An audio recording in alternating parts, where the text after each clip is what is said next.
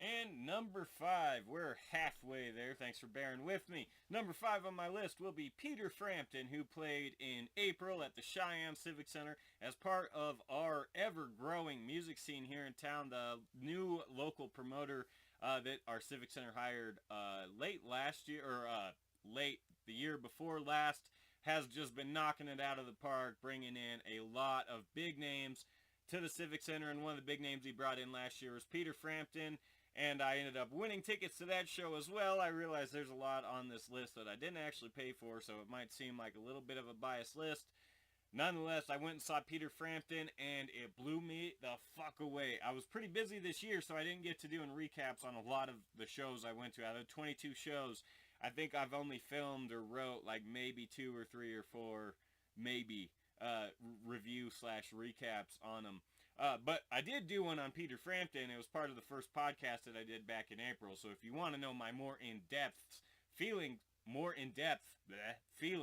that, go ahead and check that out. But I'll just say briefly here for the purpose of this list that the reason why I loved this show so much was because I'll just start by saying it was a last minute decision. I heard he was coming to the Civic Center, but because I was so busy last year, kind of broke, saving money for certain things going on in my life, I was not planning on attending. I won the tickets the day of the show. So it was a super last minute thing. I figured, yeah, I'll go. Why not? Have a good time. But I did figure, being Peter Frampton, being one of these older school artists who's getting up there in age, I figured it would just be a fun, relaxing night. And it was. But what I mean is I've gone to see artists like Jackson Browne and Roger Waters and some of these more older artists who sometimes just kind of get up on stage and play and go home. And it's awesome because you're just there to see the artist at that point because, I mean, they've earned the right to not really have to put on that big of a performance, I guess. But what I got was just one of the most high energy, fun shows that I've ever been to.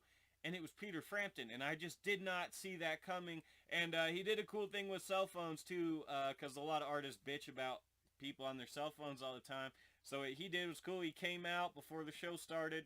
They had a video that played, and it said, look, we all know you're excited to see Peter Frampton, but we'd appreciate if you just get all your cell phone use out of the way during the first 3 songs. That way everybody can enjoy the rest of the show.